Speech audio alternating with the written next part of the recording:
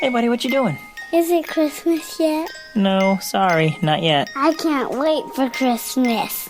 Yeah, I can't wait for Christmas either. In fact, let's celebrate now.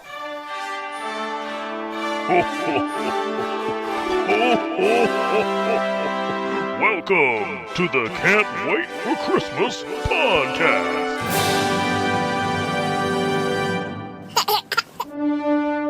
It's April 25th, 2019, and that means there's 8 months left until Christmas.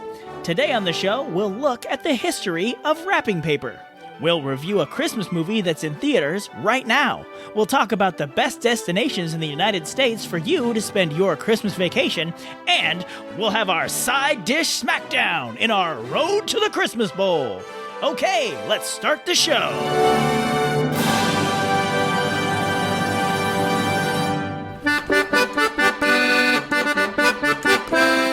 Hello, Christmas peeps. I hope spring is treating you well. We've got a holly jolly little show planned for you today, but I do have a bit of a bummer announcement to make here at the top of the show. Many of you have been very kind in leaving us reviews on iTunes or Apple Podcasts or whatever it's called this week, and as a thank you, I've been sending out either a Can't Wait for Christmas sticker or a Can't Wait for Christmas button if you email in and tell us you left a review. Well, unfortunately, the shipping for the buttons isn't something that's sustainable for me, so unfortunately, I won't be able to offer the buttons anymore. I will still be able to offer the stickers, but I feel like kinda every podcast has stickers, and I wanted to do something different. And that's why I've decided, since I can't do buttons anymore, I'll be offering Can't Wait for Christmas temporary tattoos. They're the same basic design as the button and the sticker, but now in a form that you can stick directly on your skin. So, sorry to have to stop the buttons, but if you leave a review at iTunes and email us at christmas@tancast.com, you can choose from a sticker or a temporary tattoo, and I will send it to you. Okay, downer announcement over. Let's get back to the merriment, because we need a little Christmas now. We need a little Christmas now.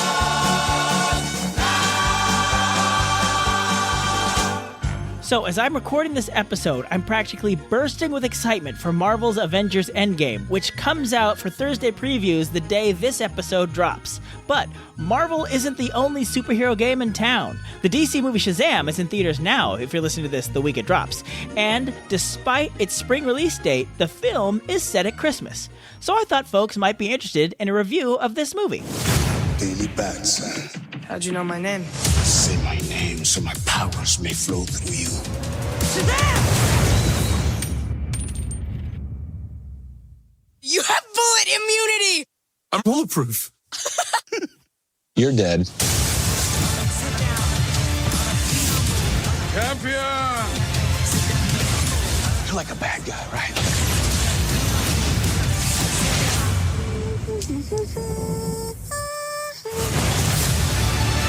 Who are you?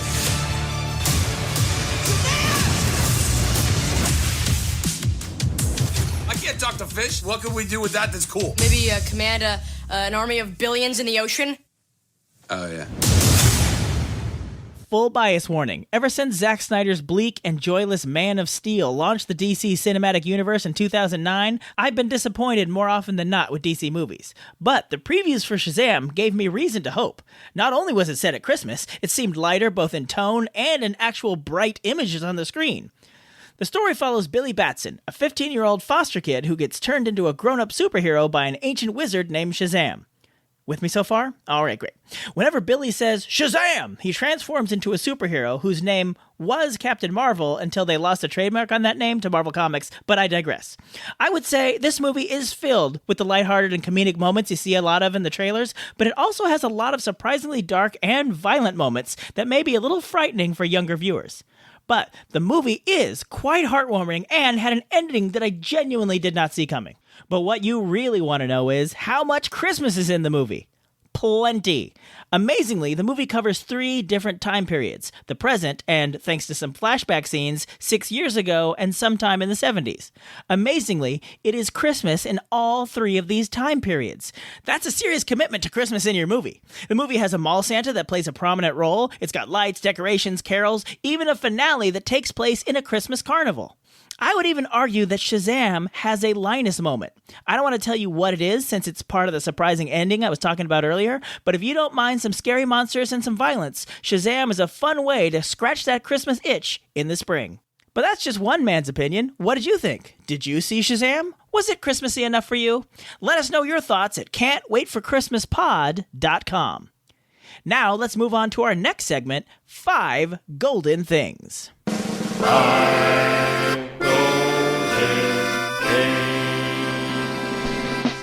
Christmas and the United States are a natural combination. I say that because I've celebrated 100% of my Christmases here in America. But this land is vast, and there's plenty of it I haven't seen. But more specifically, there are many spots I've never seen at Christmas time. So I'm going to pour out my Christmas destination bucket list, and I'm going to do a list of places in America I would like to visit at Christmas time. Now, full disclosure, I've left out places I've already visited at Christmas time, so things like California is not on here, Tahoe is not on here, stuff like that.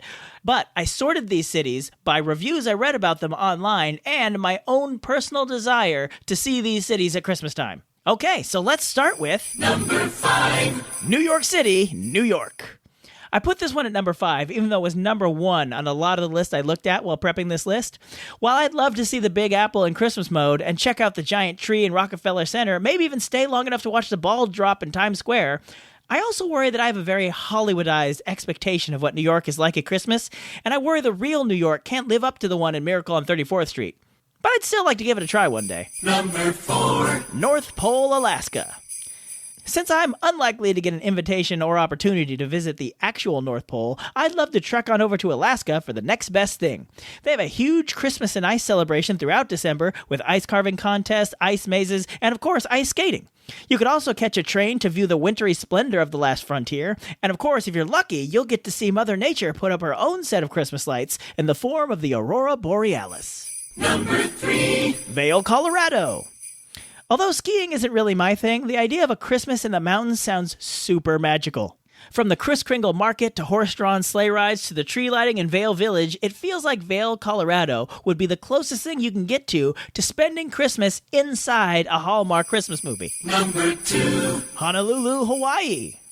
Now, let's be fair, I'd rather spend pretty much any day of the year in Honolulu, but who doesn't want to have a warm, tropical Christmas? Christmas surfing, hula dancing, even a Christmas luau? Tell me that doesn't sound awesome. Mele Kalikimaka! Honorable mentions! Puerto Rico. I don't really have a specific city in mind for Puerto Rico, but those people start Christmas in early December, and they don't stop until January 6th. My kind of people. Then there's Las Vegas, Nevada. I don't even have a clue what goes on there at Christmas time, but if one city in America should know how to do an amazing light display, it's Vegas, baby, Vegas! And speaking of beautiful displays, number 1, Walt Disney World. You had to know this was coming, right? I mean, I've spent many a Christmas season enjoying the magic of Disneyland in California, but I would love to see how they do Christmas in Florida's Walt Disney World. I want to see their huge castle decorated with all the lights, check out the international Christmas celebrations at Epcot, enjoy some lasers and fireworks at Hollywood Studios, and just marvel at the Christmas decor all over the resort.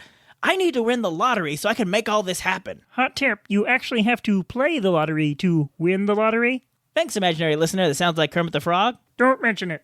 And that's my list. I'm sure I left out many American Christmas hotspots. In fact, let me know what they are, either on the website or shoot me an email at christmas@tancast.com.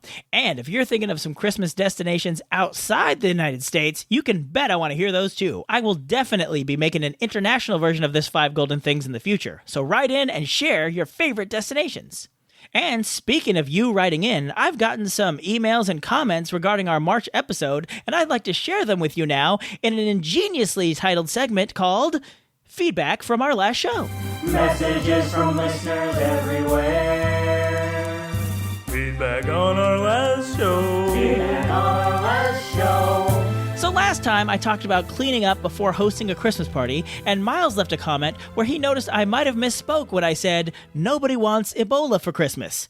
So Miles left a comment and said, LOL, while I'm certain that statement is true, in light of the reference to cleaning surfaces, especially where raw meats had been, I think you may have meant to say, nobody wants E. coli for Christmas. Even so, I still love the podcast and I look forward to listening every month. You are right, Miles. I probably should have said E. coli, but I stand by my statement that no one wants Ebola for Christmas. I'm Tim Babb, and I approve this message. Then Miles goes on to say, P.S. I once again have been finding eggnog intermittently in the same Walmart I did last year when I let you know. I also want to let you know that the local downtown area has been leaving the Christmas lights up and turned on the trees and bushes in the downtown district near the gazebo. They did it last year and so far this year. They did take the ones off the town Christmas tree, though. That's awesome, Miles. I love it when Christmas lights are left up. I don't care if it's intentional or if it's just laziness. I love it. It's funny because my next door neighbor had his Christmas lights up and on every night until about 2 weeks ago. I was playing outside with my oldest when I looked over and I saw they had finally been taken down, and I pointed this out to my son, and he shouted and put his hands up in the air and said, "We won!" Because we have one big rock in our front yard that's decorated with solar Christmas lights that are on every night. So now we are officially the house on the block that left their Christmas lights up the longest. Oh, and as for the eggnog, we'll get to that later. There are clearly some strong feelings about Christmas beverages among the listeners of this show. But listeners aren't quite done taking me to task quite yet. Last episode, I mentioned using paper plates as a way to avoid washing a bunch of dishes at the end of your party. Well, after hearing that, Ander wrote in to say, "Hello, Tim. I love your podcast. Every month I'm looking forward to your show. About your March episode, I disagree in your paper plates for a Christmas party. I feel they are cheap, tacky, not fancy, and lazy. Lazy's in capital letters. Plus, you contaminate our planet. We love to entertain, and we always have a fabulous Christmas party in our house. My decorations are always very high-end. I can't imagine a party with paper plates, plastic silverware, and solo cups. Scared face emoji, scared face emoji, scare face emoji. It will kill the magic. Also, we always clean immediately after the party, so when we wake up, the house is perfect. Let's keep the planet clean and wash our dishes. Smiley face emoji, thumbs up emoji, earth emoji. Love, Ander." Well, Ander, very appropriate since Earth Day was just a few days ago, but as you may know, I live in California, and we're just coming off a multi-year drought, so I don't honestly know sometimes if it's worse to use paper plates or worse to use all that water washing dishes. I will say that we are able to compost our paper plates here, so at least they're not just getting dumped in a landfill somewhere. Thanks for writing in. And speaking of Christmas traditions that are less than ideal for the environment, let's get to today's feature segment, Wrapping Paper.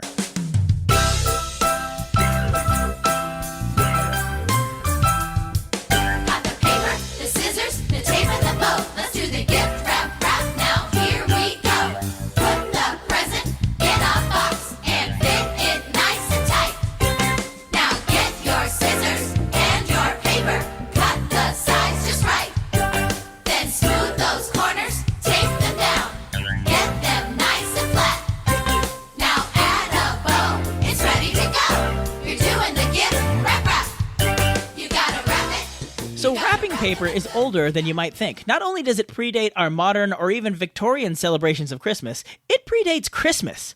Wrapping paper is nearly as old as paper itself. Some of the earliest evidence we have of gift wrap goes back to the Southern Sung dynasty of ancient China in the 2nd century BC. The imperial court would bestow gifts of money on government officials, but they would put that money in little folded envelopes they called chipao. You see, the gift of money in these red envelopes is said to bring good luck and ward off evil spirits. Basically, gift wrap comes from a place in the human psyche that places more value on something when it's dressed up. Like how a guy in a tux is somehow more exciting than a guy in board shorts and a tank top, even if it's the same guy. So if we're giving a gift, we want to dress it up to make it feel more special. In the old days, that simply meant covering the gift in simple tissue paper. Well, I mean, I say simple, but that was rather extravagant at the time and pretty much the exclusive realm of the wealthy. But then, around the Victorian era, we get the introduction of the Christmas card. And as the printing press is developed, it's easier for more people to get Christmas cards, and they start getting fancy by putting them in decorative envelopes. And then people decide they want to have wrapping for the gifts that matches their decorative envelopes. But this usually involves people drawing or painting designs on the wrapping paper by hand. Also keep in mind, this is before we had Scotch tape, so they weren't taping those edges down. They were using melted wax and sometimes even pins. Like, I have trouble getting the size to look good on my presents with tape as it is. I can only imagine how impossible it was to try and make that happen with a pin, all the while making sure you don't stab the present you're wrapping or stab yourself. Anyway, after it caught on in Europe, gift wrapping made the jump over the pond to here in the US, which is where it really took off. You see, in 1917, Raleigh B. Hall was working in the Hall's store in Kansas City, Missouri, when they ran out of plain white tissue paper for gift wrapping. In true American MacGyver spirit, he dashed into the back to look for something to replace it with. What he found was decorative colored paper from France that was used for lining the insides of envelopes. See what I mean? Humans love dressing things up to make them special. It's not enough that you have a card. It's not enough that card is in an envelope, but let's put an extra piece of pretty paper in there with it. Anyway, Hall put a big stack of those sheets of paper by the register as a replacement for the normal gift wrap, and they were wildly popular, and he sold out of those too. The next year, he bought even more envelope liner paper to meet the gift wrap demand, but he sold out again. Pretty soon, Hall's stores would start printing their own wrapping paper with bright colors and Christmas designs. Oh, and Hall's store? You might have heard of it. It's a little place he ran with his brother called Hallmark. So yeah, that's how gift wrapping became a major business all by itself. And while they are still making and selling plenty of wrapping paper at Hallmark, the last couple of years, gift bags have started to overtake wrapping paper in terms of gift concealment dollars. And that just makes sense. Gift bags are way better than wrapping paper in a lot of ways. Hold the phone, man. Hey there! If it isn't my younger self come from the past to give us a visit. What's going on, little Tim? You can't honestly think that gift bags are better than wrapping paper. I mean, kinda. They're so much easier. But there's nothing more fun than tearing into your Christmas wrapping and revealing the gift underneath. It's tactile. It's dramatic. It's clearly way better than grabbing that awkward wad of tissue paper in the bag and seeing your present just plopped in the bottom. Well, sounds like there's only one way to settle this. A calmly reasoned debate weighing the pros and cons of gift wrap and gift bags? No, with an epic rap battle! A what now? DJ, drop the beat! Epic gift wrap battles of history! Wrapping paper versus gift bags! Begin! It's a Christmas rhyme, and I'm here today to rap about wrapping in a different way. Why would you choose wrapping paper for your present? The experience is tedious and generally unpleasant. You gotta measure it, cut it, fold it on all the sides, and you gotta start again because you cut it the wrong time. I mean, I guess when you're done, the gift looks pretty great, but now you miss a Christmas party because all that wrapping made you late. Gift bags, baby, that's the way to get it done. Spend less time wrapping, more time having fun. I drop presents in the bag like I drop dope rhymes. I can use this gift bag again another time. Nothing demonstrates how much you think of me like recycling a gift bag in 2017. But show me a gift wrapped to Christmas perfection, I'll show you a gift that will be my first selection. It's hard for you to argue with the thought that counts when you just made a Target run on the way to my house. You didn't stop to think about what your gift was gonna say, you just chucked it in the bag and called it a day. With proper gift wrapping, you can give your gift some style. Even lame socks from grandma are sure to get a smile. A wrapped present neath the tree means something great's in store, so save your little bags for the grocery store. We bring bags to the store to not use so much plastic, but all that wrapping paper is still killing the planet. You'll make obsolete every botanist and florist when to make all your gift wrap, we destroy every forest. I shall speak for the trees since the trees have no tongues, and I'm asking you, sir, at the top of my lungs, be a hero to the earth. Don't be a villain, cut down on the waste for the sake of the children. Yeah, sure it's fun for the kids to rip open some presents. Less fun when they're grown and trash is omnipresent. So grab a gift bag, don't fall in the paper trap. You wouldn't want the planet to get a bad rap. Your reasoning is a little hard to decipher, like it was hard to find a decent lyric in your last cipher. If the environment is really what you're worried about here, what do you think the bag is made of? A bunch of hairs from Santa's beard? Besides, you don't have to throw the wrapping in the trash. You recycle it or use it to make some cool crafts. So don't come at me here with facts you haven't backed up. This battle's like a Christmas present all wrapped up. Who won? Who's next? You decide! Epic gift wrap battles of history! I don't know if that really resolved anything. No, but it was a great way to wrap up this segment. My future self is an abyss of dad jokes. I'm out of here. He's not wrong, but hey, if you want to learn even more about the history of wrapping paper, check out the Season 1 episode of Christmas Past. Brian Earl's podcast gives you even more insight about how wrapping paper came to be. You see, the Can't Wait for Christmas podcast is part of the Christmas Podcast Network, a collection of the greatest Christmas podcasts around, including Christmas Past. And if you listen to his episode about wrapping paper, it includes an interview with an author who knows the history of the Denison Manufacturing Company and their importance in the evolution of gift wrap. I'll put a link to this episode of Christmas Past in the show notes, but you can find out more about Christmas Past and all the shows on the Christmas Podcast Network at ChristmasPodcastNetwork.com. Oh, I should also mention that Brian's show was where I got the idea to use the song Christmas Rapping for that epic rap battle beat. He talked about the Waitress's original version, but I used the Spice Girls cover because that beat was way more rappable. And it's funny because that song is not actually about gift wrapping, but it is now. Hey, but before we go, the rap battle may be over, but a food fight is about to break out. Let's get to the segment that, based on some of the comments and votes I've seen, many of you are waiting for. It's time to check in on the road to the Christmas Bowl.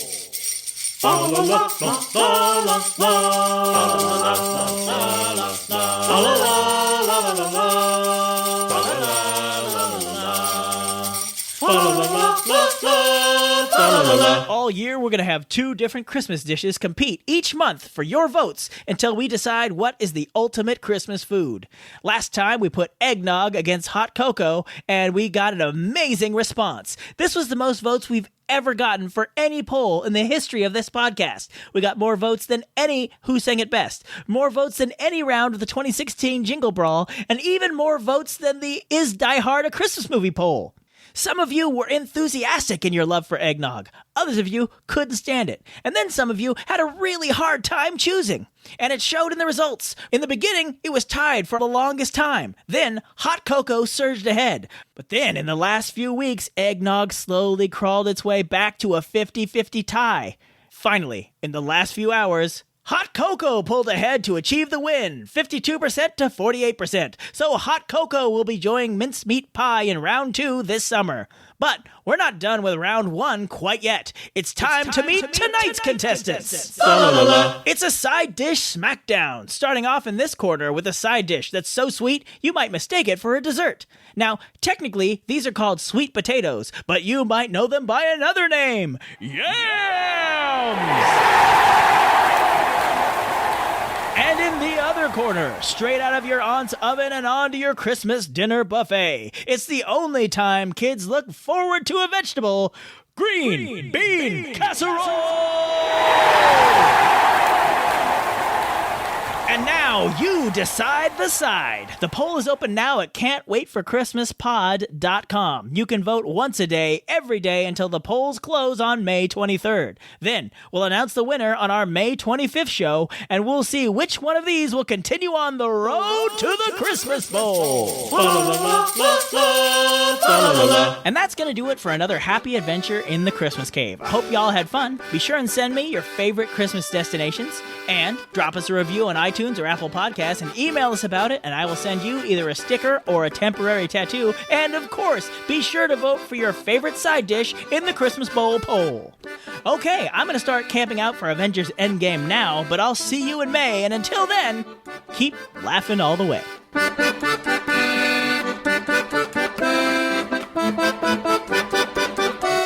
And that was Christmas 1983. Actually, Dad, it's 2019. Oh. Ho, ho, ho! Thank you for listening to the Can't Wait for Christmas podcast. If you like what you hear, please subscribe to us on iTunes, or we're available on Stitcher and Google Play as well. If you'd like to leave a comment on this or any episode, go to our official website at can'twaitforchristmaspod.com. While you're there, you'll find a link to our official Zazzle store, where you can grab customizable t-shirts, ornaments, bumper stickers, and all sorts of other Christmas merchandise all year long. You can also connect with us on our Facebook page, facebook.com/can'twaitforchristmaspod. Or on Twitter, we are @ChristmasPod. Or you could always send us an email directly at christmas@tancast.com. The Can't Wait for Christmas podcast is part of the Tancast Podcast Network. We Wish You a Merry Christmas was performed by the United States Marine Corps Band, and this amazing version of Jingle Bells on the Accordion was performed by the wonderful and talented Kristen Nowicki. All other music and sounds used in this episode are the properties of their individual copyright holders, and no infringement is intended. Okay, boys, did I forget anything? God bless us, everyone. Ho, ho, ho!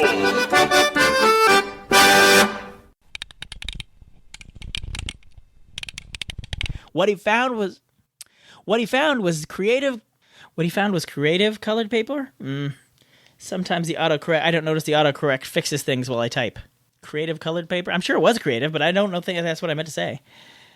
Decorative, ha ha ha, decorative. See, there's a D, a space, and creative. I can clearly tell that was supposed to be decorative. Ha ha, take that autocorrect. Tim wins! But then, in the last few weeks, eggnog slowly crawled its back way to a... What? All right, I feel like I should put this part in the outtakes. If you're not familiar with the phenomenon of epic rap battles of history, it's a YouTube channel that takes two sometimes fictional, sometimes real-life figures in history and has them do an epic rap battle against each other. That's where the inspiration for a lot of this episode came.